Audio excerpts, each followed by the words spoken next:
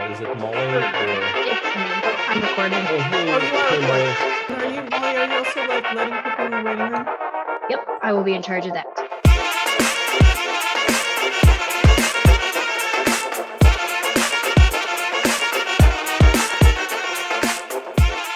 Hello, welcome to Balkan Circle. My name is Mary Newberger, and I am the director of the Center for Russian, East European, and Eurasian Studies and a professor of history here at UT Austin.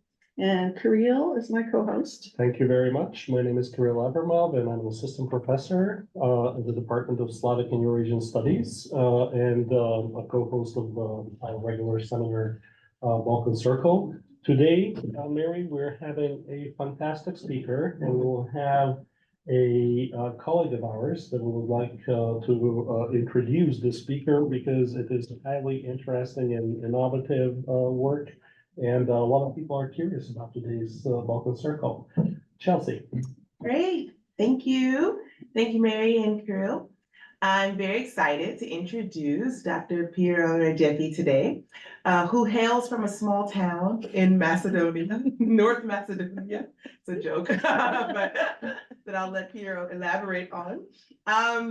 So excited to have Piro here today, who is currently a research fellow at the School of Slavonic and East European Studies at the University of College London, and is the author of the recently released excellent book, White Enclosures, Racial Capitalism and Coloniality Along the Balkan Route. Piro's research interests include the politics of socialist and post-socialist sexuality in Kosovo, Bosnia, LGBTQ activism in post-Yugoslavia, Islam in Eastern Europe, Orientalism and homo-nationalism, as well as race, decolonialism, and whiteness. Piro's also had research and publications around Islam and sexuality and Islamophobia broadly in East Europe. And I believe today is going to share with us about the book project, the recent book, as well as some latest developments in a new area of research around migration. So thank you, Piro. Thank you so much. I did a little intro for the book because I wasn't sure about the audience. First of all, thank you so much for having me. I appreciate it. It feels good to be recognized by academia because, I mean, when you do work on decoloniality in the Balkans, you're on the fringes of, I don't know, on the fringes of academic institutions, I guess. So it feels really good to kind of be here. And it also feels great to be in Austin. So thank you for your hospitality. I'm going to do a quick overview of my book and then hopefully talk about some ideas, since Chelsea said this is a very laid back circle. I can air some ideas that I have where to go after the book, because as those of you here who are either working or have published a book, you know, it is after you write a book, you're like, I have nothing else to offer. But you have to always offer something.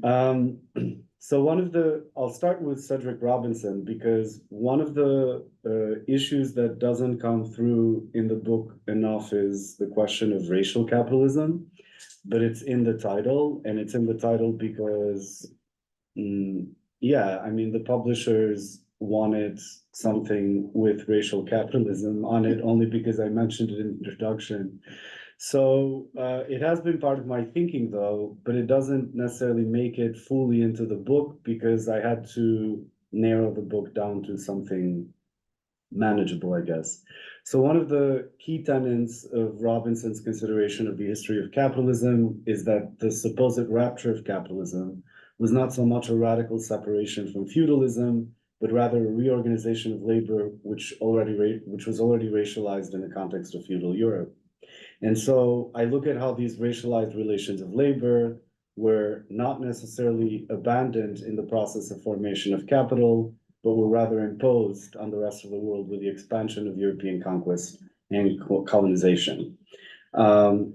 So when I think of racial capitalism in my book, I think of the tendencies of European capitalism and coloniality not to homogenize, but rather differentiate already existing ethnic, linguistic, regional, class, and gender differences and organize them in a modern colonial category of race. And so I've also been thinking how the history of racial capitalism, or I've been thinking of the history of racial capitalism through Gargi Batarjal's work, that argues or suggests that we need to look at moments where in the development of capitalism, racism became an enabling factor in either organizing it, structuring it, or accumulating it. And so I look at three. So I mean, my book spans 1 century, which is a typical Balkan book. I couldn't afford to go all the way back, but I mean, mostly in terms of racial capitalism, I look at the 3 decades of post-socialist neoliberal privatization and deregulation processes, and how through these processes, former socialist states were submerged as subsidiary states of the EU, whereby they've been tasked with migration management, outsourcing of labor, or something that in the region is called brain drain, whereby post-socialist laborers move to Europe to work. So the European market gets free, cheap labor from Eastern Europe. And so that labor absence in the region then gets increasingly, and that perhaps is my new project, gets supplied with new labor from European post-colonial migrants. And so in the process, I look at how the Balkan Route serves as this buffer zone to manage migration, but to also provide cheap labor to the European markets. And so the other reason that I think of, the other way in which I engage with racial capitalism is to think of how these processes have implication for from the body to the geopolitical, in the sense that they're not racist or sexist or misogynistic capitalist conspiracies, but rather free market profit incentives. And so I have to state this because it's, for those of you who have done work in the region, it's so easy to engage with people who, and even in academia, who kind of think of capitalism as sort of a conspiracy theory, or a transition theory, that this is not really what happens in capitalist societies, but it so happens that we haven't fully reached that stage of capitalism. And also because in archipelagos and zones of containment and zones of or zonificated zones and designated zones for retention, control, and detention of migrants, these kind of theories are never politicized, but they're offered only as an alternative to transition through the process of integration into the European Union. So there's no middle ground, politically speaking, or this discourse doesn't make it into the political discourse, I think, at least not in the mainstream one. And so I've tried to also look at how the histories of copying, importing, and imposing Western European capitalist colonial formations figure both historically, but also in the contemporary sense in the modern colonial regime of gender and sexualities, since that was my initial interest in the book.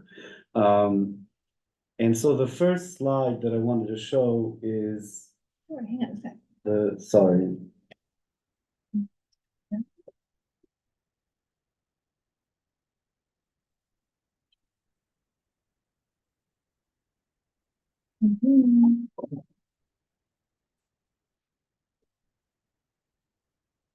Oh my gosh. Okay. You have to allow it to. Yeah, I just like did. every single time I do this.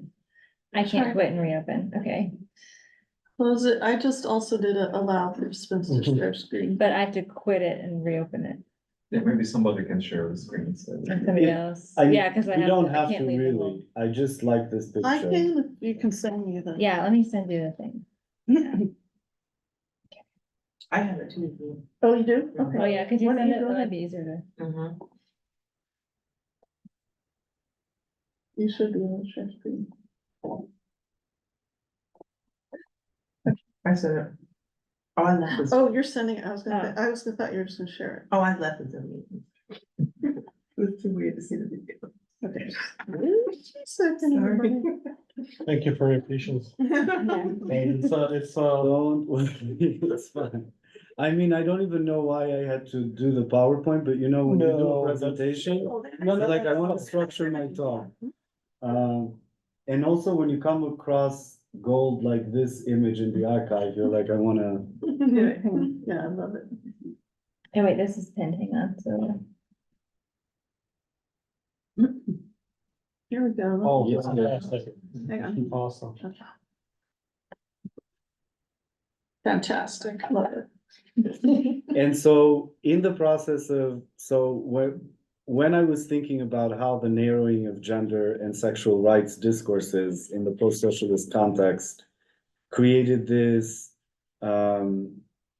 idea that there was no such thing as a culture of sexuality, desire, queerness, broadly speaking, if we can impose that term to the past. And so sexual rights were introduced as a gift of European Union post-socialist unification. Because I was an activist in the 90s, this always didn't sit well with me, in part because I was aware from queer communities that pass on their own histories that there were obviously more hidden and erased histories of queer desire and alternative gender embodiments.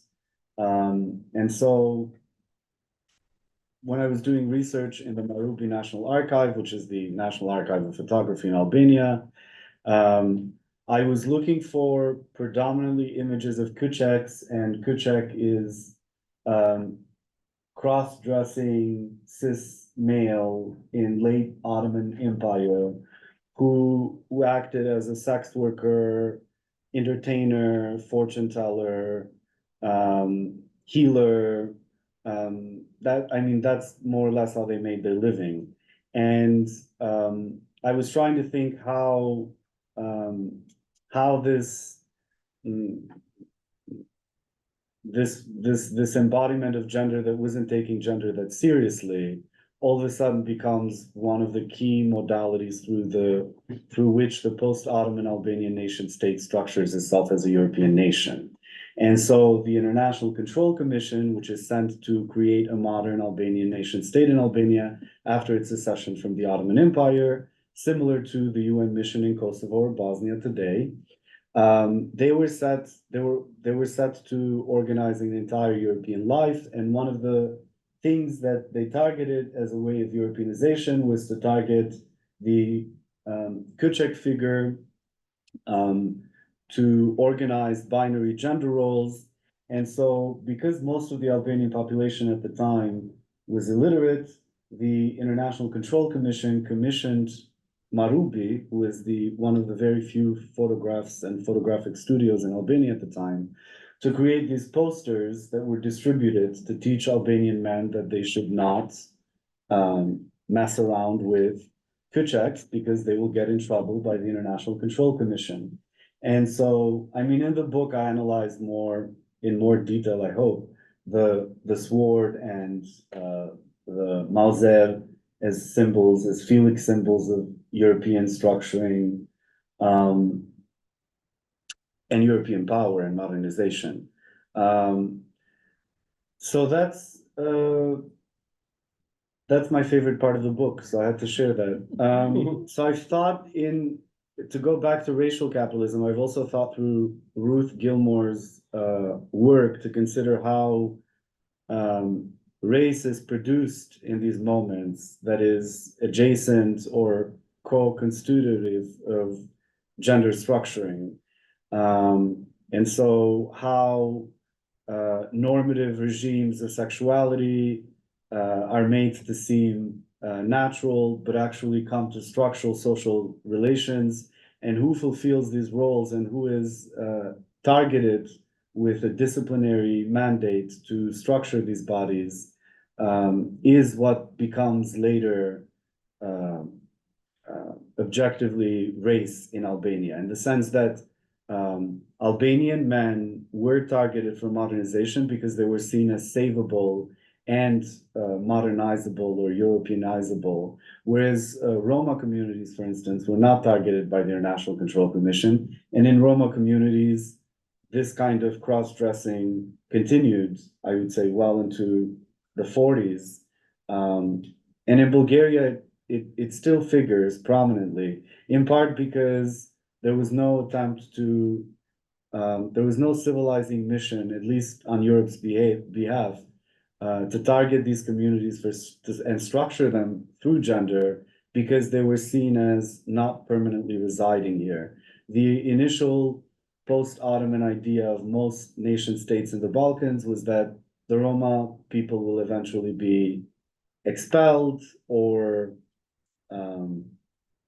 removed in one way or another, but not necessarily assimilated into the body of the nation. So I think how also racial capitalism and the logics of coloniality create surplus populations, and how the histories of the racialization of Roma populations on the one hand, and what Jelena Savic calls Gaido supremacy on the other, blurs not only the differences between what in area studies it's called socialism, post-socialism, First World War, Second World War, capitalism, socialism, but rather as an expanded modern Gaido European supremacy, regardless of the regime or ideology under which it operates, that creates an understanding of Roma populations as temporary people who are passing by, as opposed to what we talked about, autochthonous people in the Balkans and indigenous people in the Balkans who have the rights to be there. And so the other part that didn't make it in the book that I want to share here is the self-portrait of, sorry, do you mind moving, of Selma Silman, who's an artist from Bihać, actually, from Bosnia. And I like her work in part because she questions in her, this is called a piece self-portrait made in 2016, when in 2015 and 2016, there was a huge EU-sponsored effort to deal and talk about Roma racism.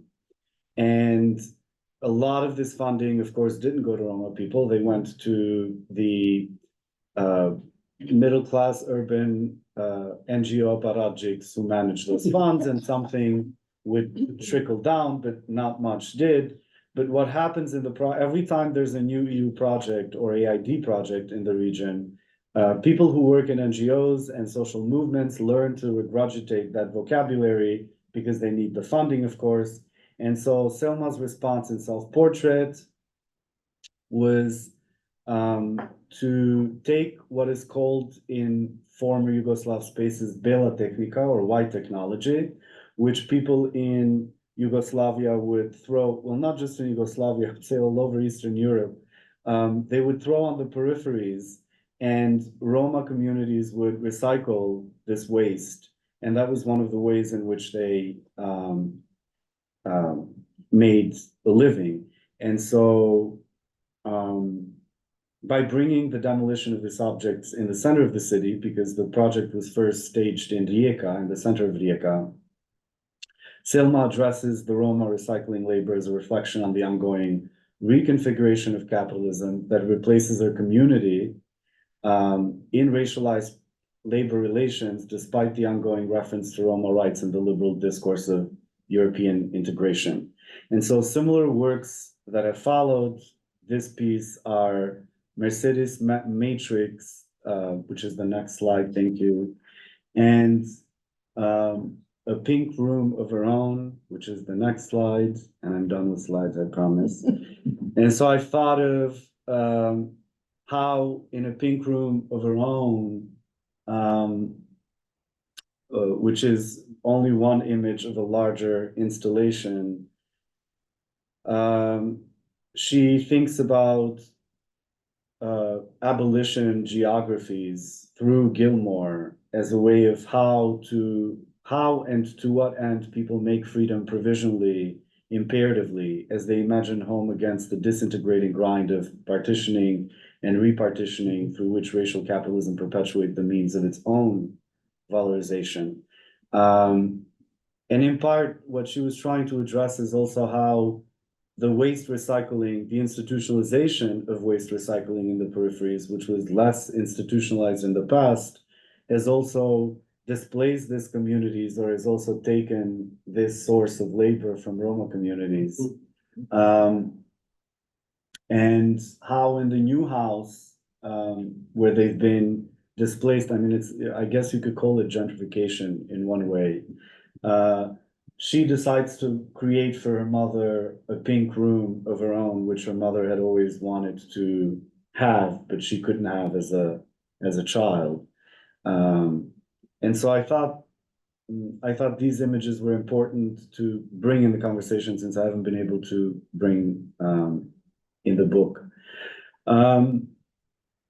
So I don't really know yet how all of this relates to my new project. I know that migration management, waste management have become the two biggest sources of profit making in the region, in the sense that now there's at least 50 carceral camps along the Balkans, which are serviced by all sorts of local subcontractors.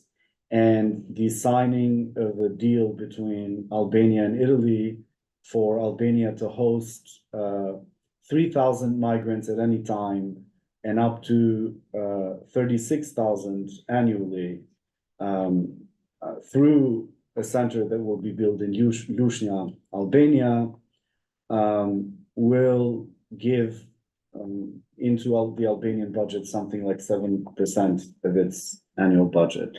And so the Albanian parliament passed this in February.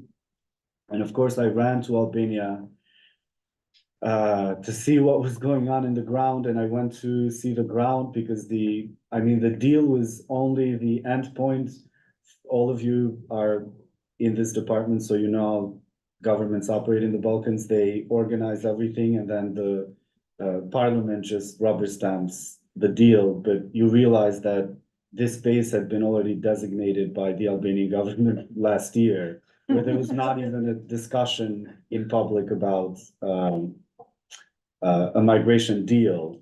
So I went to see the space and just follow the discourse of what is happening. And so the deal is very strict in terms of what the migrants have access to. So they won't have access to any local visitation rights by NGOs, or they won't have any right to recourse in the Albanian jurisdiction. They will simply be taken into containers, shipped on the Albanian coast, and then driven into the containment or the carceral space, processed, and then sent back to their countries of origin without getting on European shores, so that naturally they wouldn't be able to claim asylum. And so the local organizations who work usually on migrant rights, and there's very few of those in Albania, have tried to influence a clause in the agreement so that at least there's visitation rights for the migrants, so that some local civil society organizations or social movements would be able to see what actually happens in these spaces, because nobody has any idea who will manage them, who will process these applications, how these migrants will be treated. And it's also an interesting phenomenon because in Albania, there's several communities that have arrived in the last 10 to 20 years as part of this process. There's an Iranian Mujahideen compound, which also is not governed by Albanian jurisdiction, thanks to Albania's favorite US pet in the Balkans. There was tendency to bring during the Syrian war, there was an attempt to bring waste of biological weapons to Albania. A lot of Afghan migrants after the US was expelled from Afghanistan by the Afghani people. Those Afghanis who had collaborated with the US occupying forces had to be rehoused in other places. And so there's another community in Durrës of Afghani refugees who have made Durrës their home. And so there's many questions for me here in terms of how it's one thing how the Albanian state is just creating these carceral spaces to bring in undesirable people for the West who are a product of Western interventions, but without necessarily any long-term vision or plan of what would happen to these communities there. And similar things are happening across the region, like Kosovo, for instance, last year started an agreement with Denmark about importing prisoners from Denmark to Kosovo. And so Denmark will pay Kosovo for each prisoner a certain amount of money so that they don't serve their sentence in Denmark, but rather serve their sentence in Kosovo prisons. Similarly there's no clear understanding of what will happen to these prisoners once they serve their prison sentence, especially since a lot of them are on one or another form of questionable documentation in Denmark. And so I'm not quite sure what to do with the research, also because it's in its very early stages, and the Albanian state being what it is, you can't get any information out at all. The memorandum of understanding that was published online was just the preamble of the agreement. Nobody really has seen the larger agreement. Nobody knows the actual agreement. Nobody really knows. I mean, Parliament voted on it, so you would think that it was tabled. And usually in the Albanian Parliament, you can get tabled drafts laws. Yeah, you can. But I don't know how. The preamble was sold to the public as the agreement and that they're working out the detail. But the fact that the site had already been picked for a year, because I spoke to locals, I'm assuming that the agreement has already been fully ironed out. And yeah, I'm kind of curious to know how it's all going to play out. And locals, of course, have their own racial anxieties. They're afraid that most of these people won't stay in the carceral space, that they will seep out into the community, and they're worried that that may create the kind of tensions that they've seen on Italian television, I guess. And so it's also interesting how the Albanian state is constantly giving these reassurances where they're like, the Albanian people are not racist people. Because there's been questions about the fact that this is not, judging from other contained spaces in Albania, these communities will very likely open their own restaurants, coffee shops, like the Afghan community has done in Durrës, because the Albanian state simply doesn't have the capacity to create the kind of US or European style containment centers. With €5 in Albania, you can get into, the National Secret Archive and get like files, personal files of people without much difficulty, let alone a space like this. So yeah, that's where I'm at. But Again, thank you so much for having me, and I feel bad that I don't have anything more to share, but I also didn't want to regurgitate my book, because if you've read it or skimmed through it, it would be exhausting to sit through another presentation of the book. Yeah, thank you. Thank you. Good time for discussion. Absolutely. Well, first of all, thank you, for, first of all, making a kind of concise argument, about, the essence of the book. And then, I think at least in my mind, there are a lot of ways that we can connect with this, not, when you said, I don't have anything new to say, I'll vehemently, oppose and say that, well, in fact, you're putting a finger, or, under the microscope, on a problem which is not only Albanian problem, it is pan-Balkan problem, if you will, and I would argue actually international problem.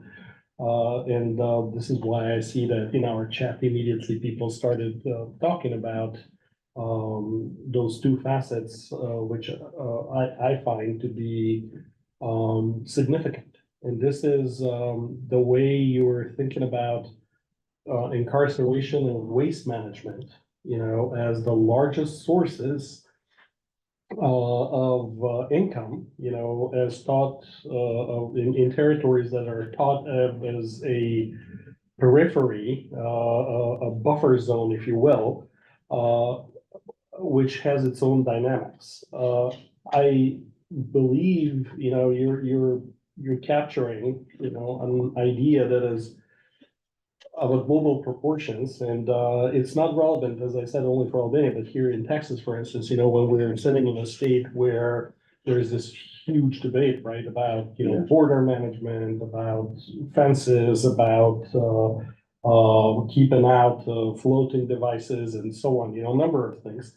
So it kind of resonates with us. So my first question is just to open the discussion and give time to people to start, like filing their questions in the chat, for those that are not in person. To you would be, how do you see the relation between those two, because I kept, you kept circling back on those ideas about, the economics of incarceration. In fact, we're outsourced, incarceration or, migration management, and waste, management. Because this to me, at least in my mind, there are a lot of parallels, as to, but how do you approach this problem? I mean, I don't know. I think Greece was a very interesting testing ground for a lot of these industries, because most of the sponsoring of camps and holding spaces started there. And Balkan politicians are like vultures when they need funding for their political projects. And what would have been the easiest, most effortless way to come to EU funding? And EU funding for EU borders has quadrupled in the last several years, but Greece was absorbing all this money, also because Greece was the entry point. I mean, now that there's been, the migration route has moved from Greece as an entry point more to Italy. The way in which the Albanian government promotes the project is as an opportunity. Like, this is a great opportunity for us to capitalize on the shifting migration patterns and do what Greece did. So migrants are almost seen as an economic opportunity, because they know that the moment the migrants will arrive, Frontex will arrive with funding. This is how it's being marketed politically. So, because I mean, naturally for the Rama government, which is the Albanian socialist government, in order to sell this to the people, it's a relatively controversial project, even for the Albanian mainstream public, it had to be sold as an economic opportunity. and also as a, I forget the exact phrasing of the word when he first gave a talk on the camp, but as a way of Albania paying back to Italy for absorbing all the Albanian migrants in the 90s. This was another way of putting it, which most Albanians didn't like the second part. I mean, they loved the part where this will bring economic development and opportunities. The second part, I mean, considering what the Albanian experience of migration in Italy was, it was hardly hospitality. I mean, also because so many Albanians just got shipped back in the last 10 years from Italy after having lived there for 20 years. So there's that, there's the economic incentive element, and it's the same with waste. It's waste is sold in similar ways. I think for me, it's interesting how Albania, but also the Balkans outside of Greece are different, have different mode of absorbing this kind of funding. Because, I mean, not like Greece is a more efficient nation state that manages these projects better. But in some way, I have to say that it is. I mean, Albania takes medical waste from Italy for the last 15 years, but it doesn't have a medical waste processing factory. So what happens? Incineration or? No, there aren't any. There's a whole scandal happening right now about the fact how the Albanian government claimed that it was building waste processing centers, and journalists simply sent one journalist went there, another journalist sent drones to this space, former military zone. And they were like, there's nothing here. There's just waste on the coast. So what happens is there's a place called Piro Rexhepi, the Bay of Rodon, which is a locked military zone. Italian ships with medical waste come there, dispose the waste on the coast and leave. And they don't necessarily care what happens to it because that's their mandate. Their mandate ends when they dump the waste there. The other part of the project is for the Albanian government to take on the processing of the waste. Of course, it doesn't get processed. And it's also dangerous because, I mean, it's medical waste and it lays around the coast and that expands. So I don't know what to think about it other than a much bigger disaster, because I think there's also ways in which local organized crime enters this gray areas. Rather, it is waste by them picking and choosing and processing waste that they can recycle or do something with it, but leaving other things there. Or in the case of migration, by trafficking migrants, which is a big industry. I mean, Albanian cab drivers went from driving 90s Mercedes to Audis.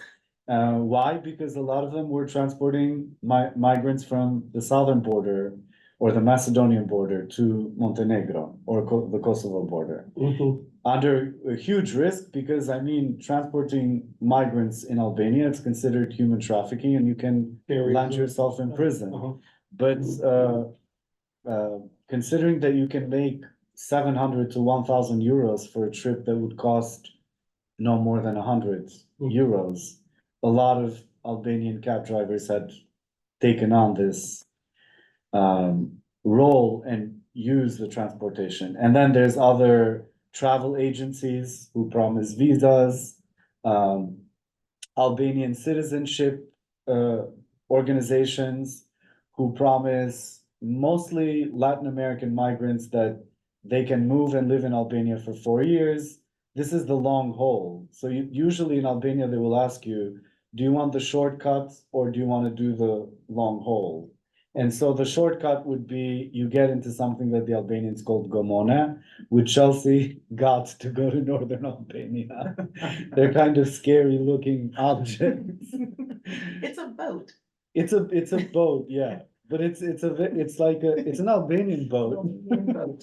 It's usually not tested for any kind of Inflatable or? No, it's not that bad. It wasn't inflatable. No, they're not inflatable. They're made, I mean, I think they're usually like small boats that people use for fishing or tourism. but they're enlarged or secured with tops okay. because they make the transition to body. Like they actually carry people from the Albanian coast to the Italian coast.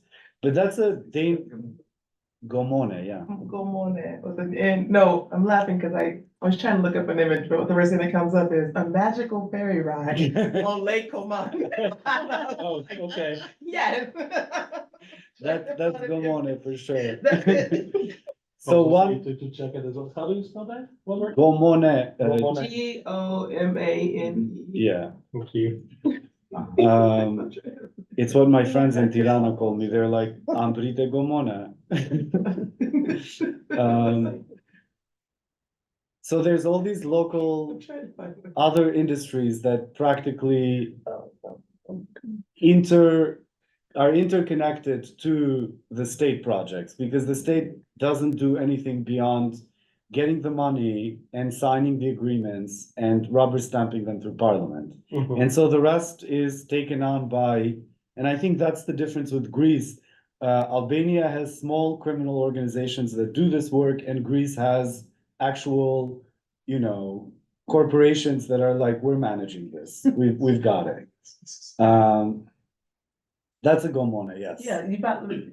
Okay. Let me see. Okay, but here, I was not on Can Gomone. Okay, so you were not, I okay, was sorry. not, mine was a little bit better. It was not the full on Gomone.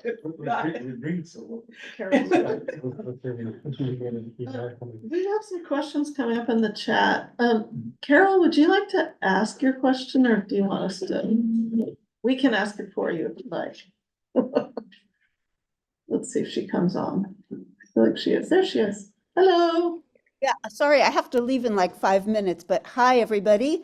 I'm very happy to hear Piro, and I love your book. It's fantastic. But I came in late, so when you were talking, I think about Ottoman policy or nation building.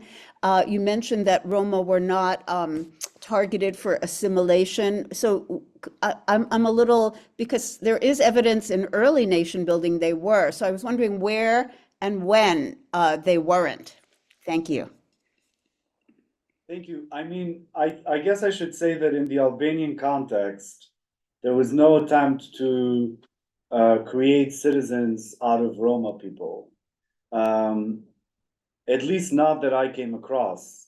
Most articulations of Albanianness in the new Albanian nation state didn't necessarily think of Roma as co-citizens. On the contrary, they saw Roma, like I said, as a hindrance perhaps to the new project and not necessarily a permanent settled population. But I mean, again, I'm only speaking about Albania. But also I would say Bulgaria, to the extent that I did research in the archives. This may not be the case elsewhere because I mean, post-Ottoman nation states span North Africa, the Middle East, and it's a much more broader sort of geographical and historical context than what I'm talking about. So yeah, I mean, I would be interested actually to if you have any references to share about where that was the case. But for instance, in Bulgaria, in 1906, there was there's a new law, election law, and the new election law prevented Roma people from voting, which was essentially it would be the first category of citizenship in so many ways. And then under socialism, Roma people were entirely erased. You couldn't use in official discourse the word Roma, or you couldn't register a Roma organization or acknowledgement of any kind.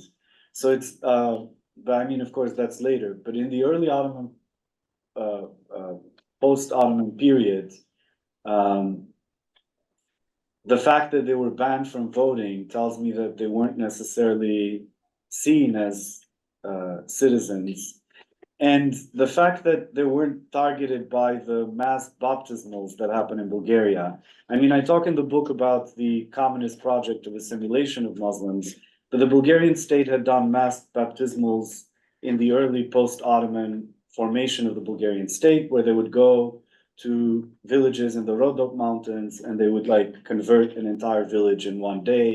And people would be given Christian names and they were baptized by priests. And there's a great photographic archive in the Bulgarian National Archive because a lot of these processes were also photographed. So there's usually a priest and there's a village of Muslims who are being converted. And as far as I could tell, I did not see Roma communities who in Bulgaria, a majority of whom in Bulgaria are also Muslim. They were not targeted for Bulgarianization, in part because Muslim Bulgarians, even though they were Muslim, they were still seen as Bulgarian or white or European, whereas Roma Muslims were simply seen as the ultimate and abject other who cannot fully be integrated into the nation. So I guess my conclusion comes from these two cases, but then again, I mean, I could be wrong because it's like I said, I haven't looked at other cases, and also it's I'm not a historian, so for me, doing the historical work was necessary in part because of the kind of history that I was doing, but I didn't have the full training or resources or time to be able to do that kind of digging, I guess. Should we go to Chris Haley's question in the chat? Chris, did you want to ask your question? Sorry, yes, hi. Yeah, I just was kind of curious about, with the sort of Albania's EU accession sort of lurking in the background of this, emerging structure of waste and migration management. Do you see any kind of bearing, or is that sort of inflecting these processes at all politically, or the way that people are sort of, understanding what's going on? I mean, they do and they don't. I think the way they're being packaged, I mean, that I guess to answer that, I would say how political questions are raised in Albania is still very problematic because the media is more or less implicitly or even explicitly still controlled by the state. And so what is being delivered to the Albanian public usually is a finished project that will benefit them. And the opposition will take on parts of these projects to question them and problematize them. But the current Socialist Party has such a monolithic grip on power and has neutralized all civil society or social movements or opposition that it's hard to destabilize the grip that the Socialist Party has on power. And usually any project that comes from the European Union, the Albanian public still sees very much as an opportunity to be integrated into the EU, even though if this project is indication of anything, is an indication that the EU has no intention to integrate Albania into the European Union, because if that was the case, they wouldn't build migrant carceral camps there with the idea that the migrants not being able to claim the standard asylee EU asylum processes that would otherwise be in theory, because even in principle, that's not necessarily the case in Europe anymore either.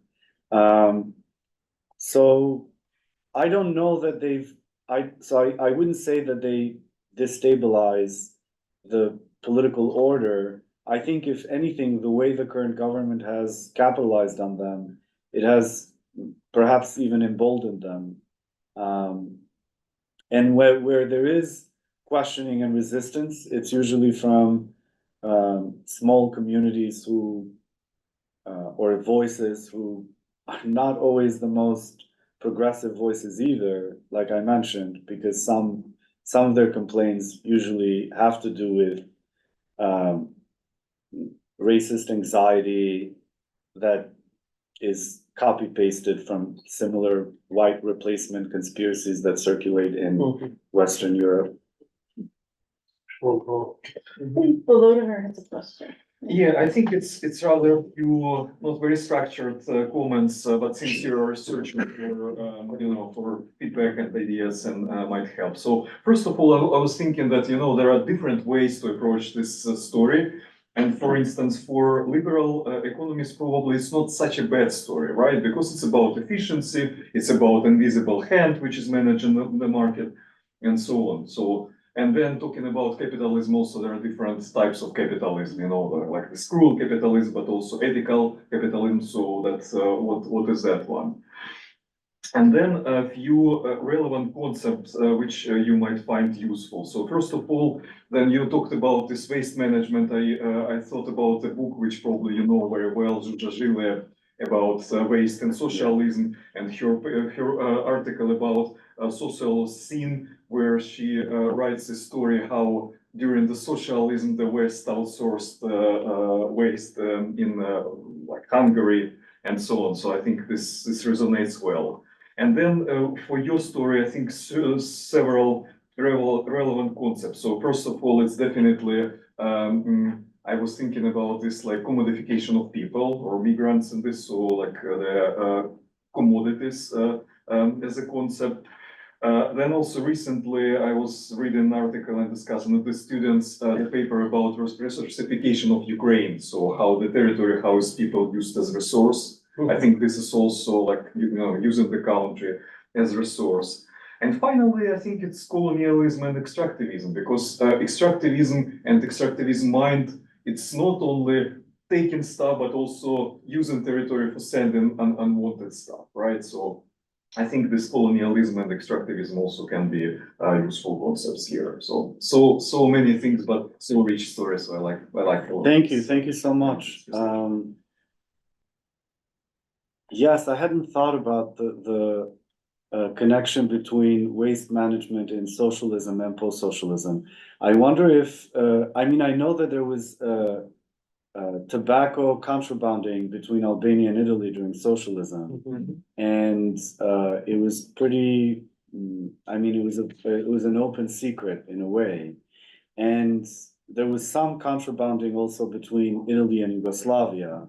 So the Adriatic as this space of exchange has definitely been there, but I hadn't necessarily thought of that, in part because I suffer from the same, as much as I try to supposedly destabilize the temporalities of socialist, post-socialist, they're deeply ingrained in me. So I always think of like, I think in all people who are some, in one way or another, inoculated in area studies, the tendency is always to think of these things as an outcome of privatization, post-socialist privatization, marketization, but they have much longer afterlives and legacies than just I would say re-emergence rather than a whole new phenomena. And I guess the reason I was bringing in Selma and Jelena Savic is because both Selma Selman and Jelena Savic talk about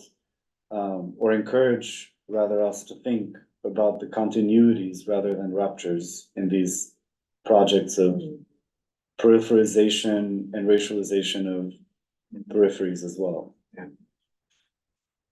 Yeah, but I think here is the dichotomy, not only this socialist, post-socialist, but also developed and underdeveloped. Yes. Or developing and developed Yeah. economies, right? For sure, yes. I just want to make sure, I was gonna have a question, but Chelsea. No, go ahead. Okay. I guess I was really fascinated by your first image and your discussion of, I guess, Europeanization and kind of an importation of sort of hardened gender roles. It seems to me a little bit early, even for Europe, to have that kind of notion of hardened sort of cisgender roles. I know that even like during World War I, the British who were encamped in the Balkans had all kinds of, cross-dress shows, and you know what I mean, like, but in the literature in the US, it's more about post-World War II, in which what was sort of straight and what was sort of gay became more kind of hardened. So it seems a little early, but I'm fascinated by it, and I'd like to hear more about like the sources behind it. But also, did they also target sworn virgins? You know, which is one of those like sort of sexy topics on Albania that people talk about, but in other words, women, you know, like that were, you know, like dressed, or, you know, sort of took on a kind of third gender role as men. And then another question I want to add on to that is I'm thinking like a longer term process of Europeanization and what that meant and who were the different players in it. Mhm. And to me, I think, beyond these various European commissions, another player, I'm wondering if you came across much on this, is some of these Protestant missionaries that had a huge presence in Bulgaria and also Albania in this time. And among those, I know there were a lot of sort of single women alone, which is kind of, I think, breaks with gender roles for the Balkans, and I think in some cases we're shacking up. So, you know, like I think that's like one of those topics that hasn't been written about, but I would love to hear what you kind of thinking more broadly about how that was working. So I'll start towards the end, I mean, Yeah. from the end of your Yeah. question. There was a very powerful Protestant missionary presence in Albania. The first school for girls in Albania was opened by the Chiriazi sisters, Mhm. Paraskevi and Sevasti Chiriazi, who were Orthodox converts to Protestantism. And they practically, so if, and in the book, I also mentioned how if the European powers were competing for influence under the International Control Commission, the Protestant missions were working from the ground up to create Christian saviors, or to save these people from them having lost their faith, their true Christian faith, after the Ottoman conquest. So yes, definitely they played a role, and I would say quite a significant one, in structuring early and organizing early forms of modern forms of organization, like the School for Girls, and Nevila Pahumi has written about that extensively. What that project did for the role of women in Albanian society after independence. To then the second question about Burneshas, from what I came across, Burneshas were not targeted. I don't know why. I think, I mean, I have some assumptions as to why that may be, but I think it was the Albanian man that had to work, that had to function as a European. Considering this is a patriarchal society, that had to be structured first, I guess.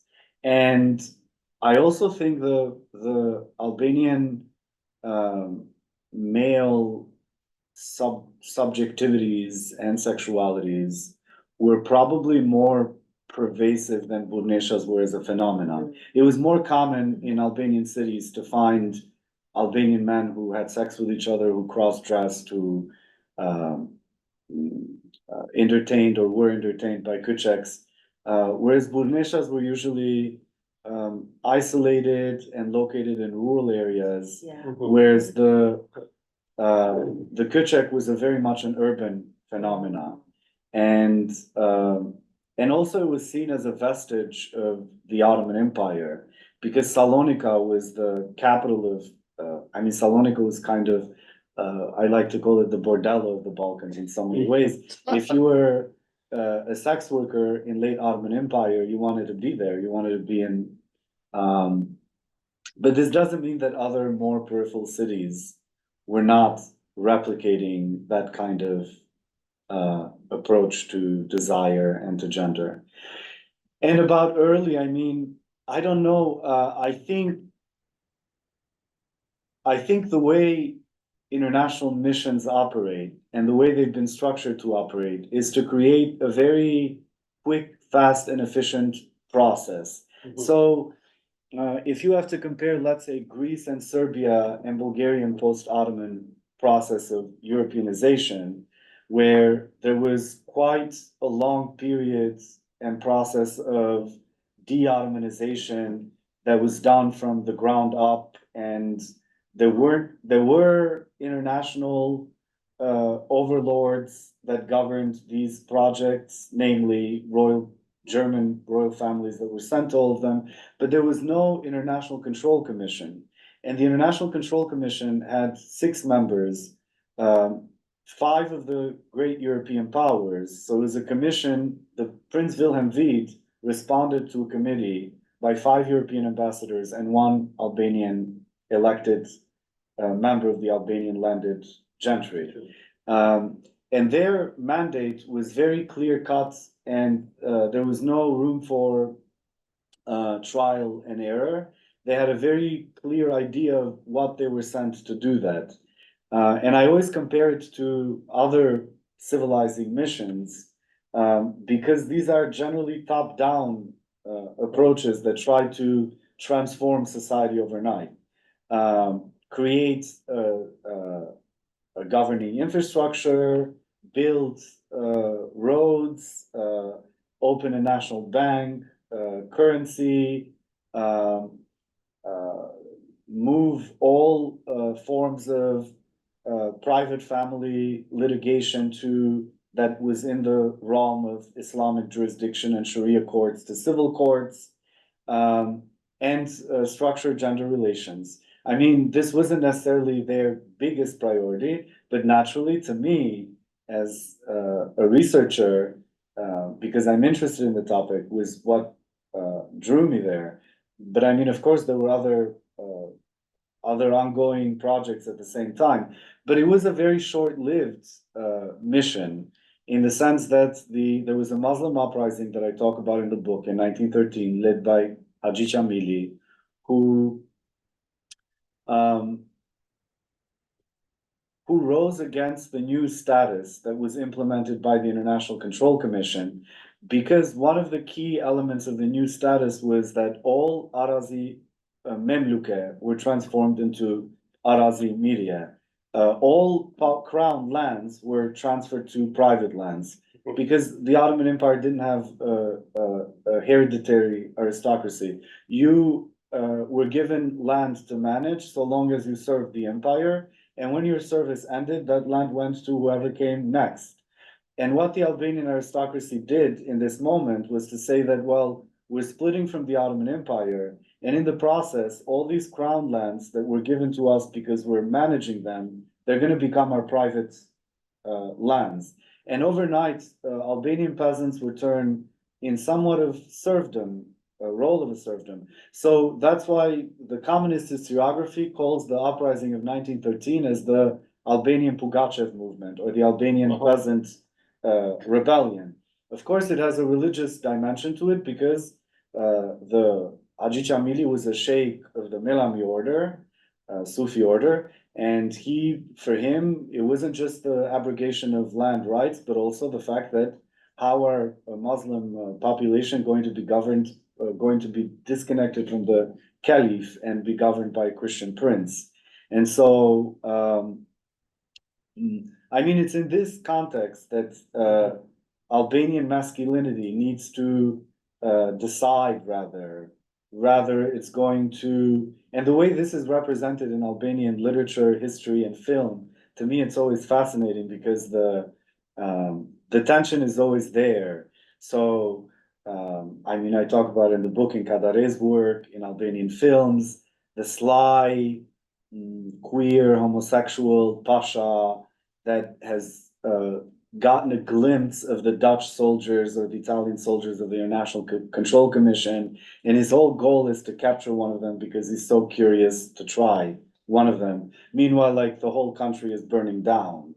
And so this, as opposed to the traditional Albanian who stands up to the rebellious Ottoman influenced Muslim and says, no, we're European, we're gonna fight for a European Albania. And so in these renditions, which come up in all sorts of Albanian cultural production, in the end, what you get is an Albanian Muslim marrying an Albanian Catholic, usually from the north. And so in the end, the happy story is, you know, the straight guy wins the war, kicks out the Turks, aligns with Europe, marries the Catholic girl, and they live happily ever after. And so, I mean, of course, these are also Orientalist projections that were produced immediately after, and in the aftermath, much protracted aftermath of like the founding myth. But I think the idea of Albanian men, and not just Albanian men, but men in the Balkans who had come under Turkish influence, that they had to be cleansed from what in Serbia it's called Turski grijeh, or the Turkish sin, was something that was present all over the Balkans. I mean, in Greece as well, in Bulgaria, throughout Serbia. The idea was that Balkan people had no such knowledge of homoeroticism or homosexuality. They learned it from the Turks. And so the whole national awakening movement operated to structure a man and return this heterosexual man to its chivalrous medieval European past, to cleanse it from like whatever Oriental desires he may have acquired along with the Ottoman rule. So that dimension is definitely there. I was actually telling, and I'm gonna retell this joke again, sorry, Chelsea and Vlad yesterday, how in at the onset of World War One, Nikola Pasic, who was a Serb prime minister, goes to Turkey to negotiate the final whatever leftover issues they had of secessionism that needed to be worked out. And he goes there and he comes back from Istanbul and he goes to the Serbian parliament, and the Serbian parliament are like, what do the Turks want? And he says, well, you know what the Turks want. Turks want ass and money. And and they were like, well, what did you tell them? And he was like, well, I told them we don't have any money. So this kind of work is now finally, I think, being done. I went to a conference in Vienna, which is where I heard the joke, where people are finally working, doing more genealogical, I wouldn't say historical work, because I just sometimes find the word hard to apply to queer histories. But there is now a tendency to kind of think about how the idea of the homosexual came about and how it was racialized and associated with a particular period's population. And so we don't, to answer your question, we don't necessarily know when does this start. I mean, also, if you go back as far as Byron's visit to Albania, I mean, he writes about, because there's the gaze before there's the project. And so the gaze is already there a century before, when he arrives in Ali Paşa Pelena's palace in Yanina, and he's like, this guy doesn't have a women's harem, he has a man's harem. I mean, of course, Byron being Byron, he Byronicizes it by saying these are imprisoned Christian boys and whatnot. But in essence, we're talking about like a gaze, a judgmental gaze that so many other, I mean, I forget the name of the Colombia, was it the Arab, Desiring the Arabs, Joseph Massad's, which I think it's very problematic, but there's other people who have actually talked about it in the broader Arab context of how this question of homosexuality was perceived by European visitors and later colonial overlords. But in the Balkans, I think it's a little bit more complex in the sense that, unlike colonized countries, Europe did see the Balkans as reparable, because it believed that these are, in its own racist constellation of space, it believed that these are truly European people who can be made into Europeans despite the fact that they have strayed. And that may have not been the case in other European colonial projects that, Okay, but isn't that complicated a little bit by ancient Greece being the cradle of Europe and oh, yes. ancient Greek culture being totally tied in with homosexuality? Yeah, yeah, And these are the the people like revering that culture, coming back to Yeah. Greece yeah, and saying when they see homosexuality, it's Oriental. yeah. I mean, it just actually, like, is that not something they address or see or bring up? No, no, of course, I mean, but I also think we have to remember that, the romantic commentators who traveled in the Middle East were very prudish themselves. I mean, of course, Byron may have engaged in, homosexuality as he traveled these places, but he was also revolted by it as well. I mean, there was an understanding that what the Greeks did, and I talk about this in the book because Kadare does the same thing.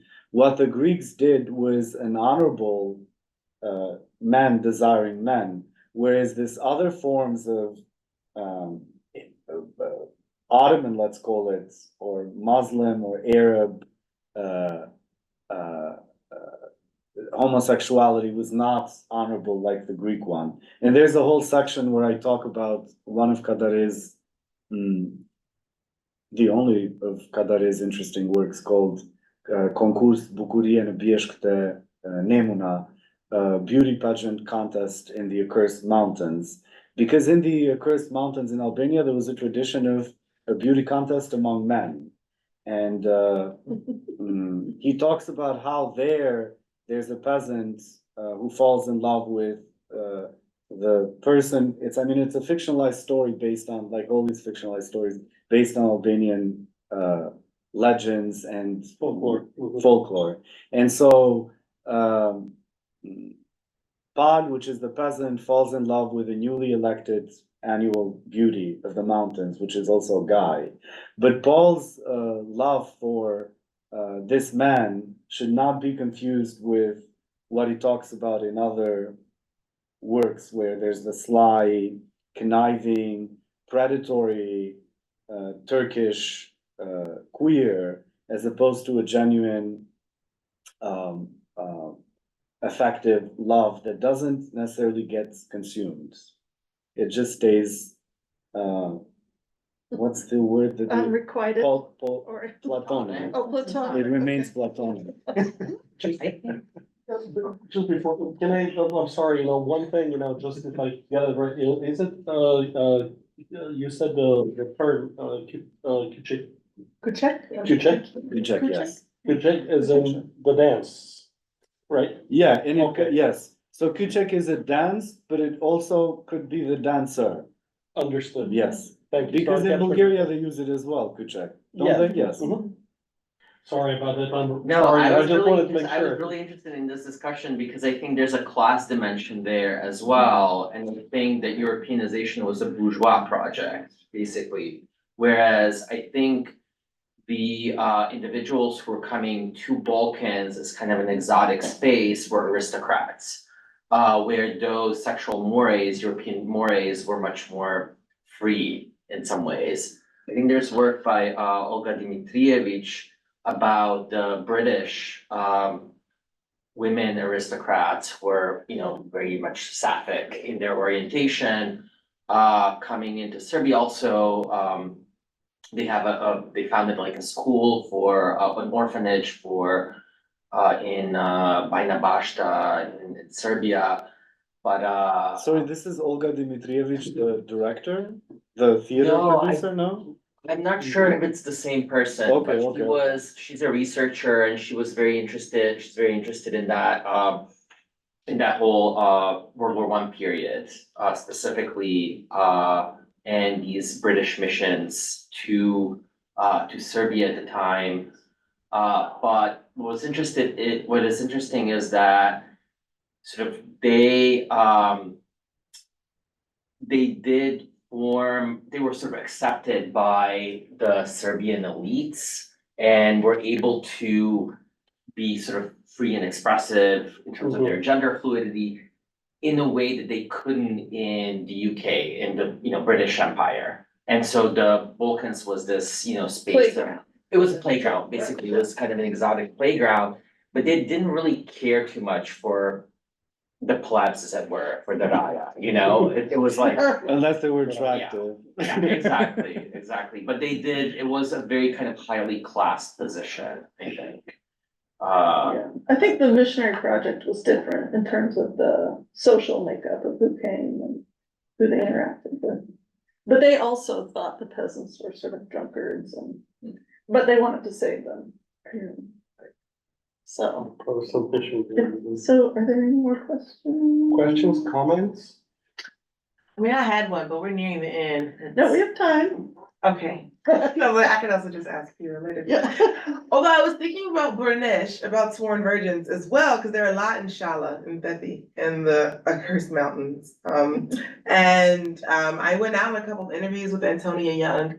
This is after she wrote the book, but women who become men, but some people who she has still been connected with. And there's a big debate. I'm actually very curious. I haven't talked to you about this, Piro, about the extent to which people could be called queer or rather the debate at that time, because it seemed really commonplace, the idea that a woman would become a man to inherit land, right? Because this is what the Qanun says. And so we're following the Qanun, and that the idea that this would represent a type of queerness didn't seem, in that language did not seem to connect with people in Shala, who thought, well, no, this is just a practice that we have to do because of the law and because this family did not birth a son.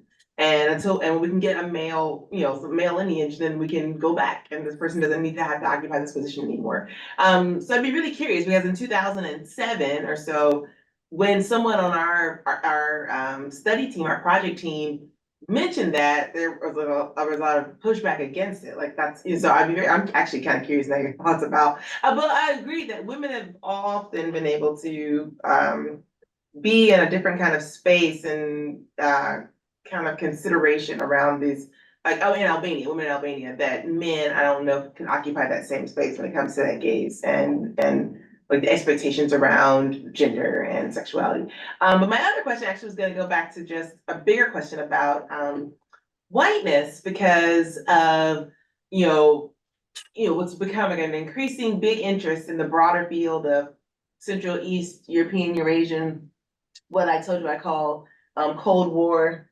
studies. Or Cold War studies. No, is that sunny? But I don't know what to call this anymore. I don't know where Albania is. Southern European studies. But I think post-Ottoman. Post-Ottoman, there we go, the post-Ottoman studies world, right? But there's an increasing conversation around whiteness, and some folks have been doing this work already for a while, but increasingly, we see a much bigger turn. And at a couple of conferences I've been to in the last year, there have been a lot of conversations about the thinking about second world, right? And the second world, the place of the second world within our conversations of whiteness. Charles Mills would say, like, we talk about the racial contract. Yes, there's an off-whiteness, as he calls it, right? But at the end of the day, he's like, but it's still white, right? Like, it's like, yeah, we can talk about the off-white. Cedric Robinson, in the introduction of Black Marxism, says that, it was Slavs, it was Roma, Muslims in East Europe who were first racialized outside of whiteness, right? So, like, there's this acknowledgement there and like recognition and engagement with the ways that people occupy this marginal space. It's something I write about too, and something you write about. And so I guess some of the pushback I've seen at conferences is that it's not just that whiteness becomes this Western framework, but that engaging in whiteness erases, I guess, that second world and like the different relationship and understanding. So not even just that racial frameworks aren't applicable to Central East, Southeast Europe, Eurasia, but that if to engage in this kind of white and non-white, it takes away from, or it kind of weakens. I'm not sure the word I'm looking for, but I think that some people are just arguing like, oh, we don't do race here, right? Okay, like there's that, right? But then there's something else I keep seeing come up, especially in Q&A, where at first it feels like people are just, like there's a lot of white innocence going on and an unwillingness to be like, yes, let's talk about race. But I mean, there's something else too going on about maybe a conversation about complicating whiteness more. I don't know. I'm just curious your thoughts about this. Thank you. I mean, on your question about Burneshas, I don't know what to say because it's I mean, I haven't researched frankly Yeah. Burneshas, and from my positionality, it would be hard to kind of speak about what that entails. I would say it's not only related to legal codes. Right. I mean, because if that was the case, there wouldn't be any Burneshas today, because, I mean, there's Burneshas who simply decide to live at a moment, decide to live as men. Mm-hmm. And marry frequently women, and there's one case of a Burnesha that married two women. Yeah. Um, And maybe that too, because Burnesh has taken on a different term to the meaning of the term, right? Because inshallah, it like distinctly, at least at the time, meant Yeah.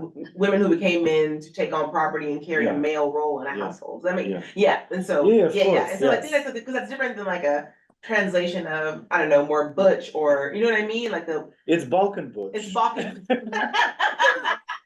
Yeah, so maybe that's it. I like that. But yeah, I mean, it's also in Albanian society, even today, it's very much accepted for a woman to uh, uh, dress and behave as a man in public without it being, I mean, there's a member of the Kosovo Assembly, I forget their name now, who practically has never discussed their gender or positionality, but who's um, um, a person who presents themselves as a man. And nobody has ever brought this up to say, I mean, I bring it up all the time, but they're like, just let it go. So, well, yeah, because I mean, of my own interest, I'm like, well, what's going on in here? They're like, chill out. I think there's that. And so, whereas if a man would do that, Yeah. I think the reaction would be extremely different. Mhm. I would say it would be more violent and less understanding. I mean, it's changing, but I think up until now, that's definitely the case.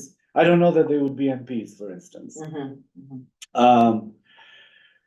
To your other question, I think for me, the biggest problem with talking about whiteness in Eastern Europe is that Eastern Europeans would talk about whiteness only when they've discovered that they're not fully white in Europe.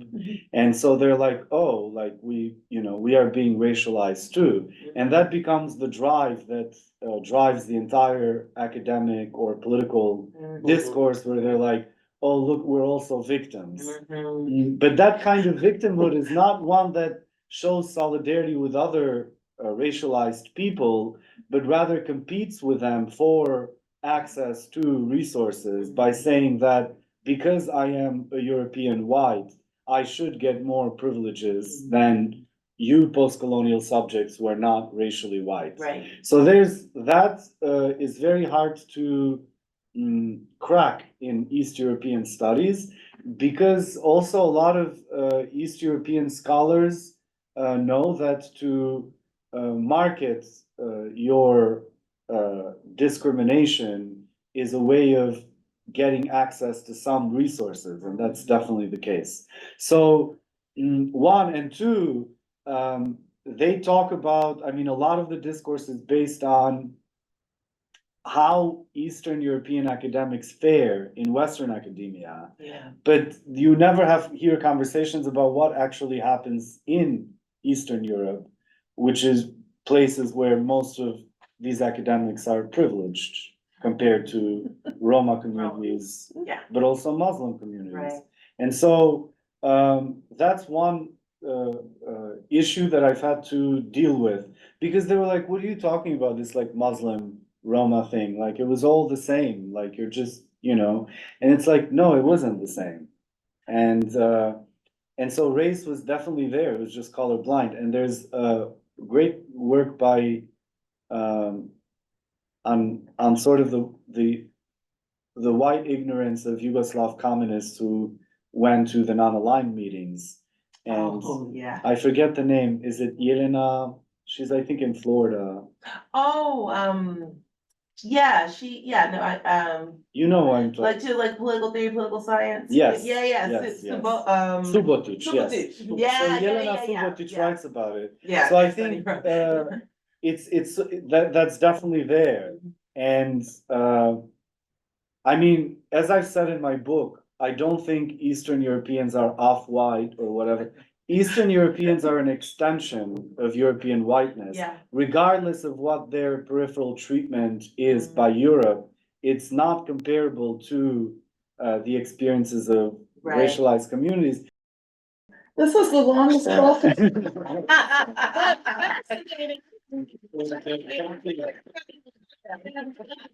Encouraging everyone buy Piro Rexhepi's book, White Enclosures, right? Thank you, thank you. And I certainly already went into, put it in my, in my Amazon, like, checkout. I'm really excited to read it. I haven't read it yet, but I'm excited to read it, and thank you so much for this conversation. Thank you for having me, thank you. Thank you.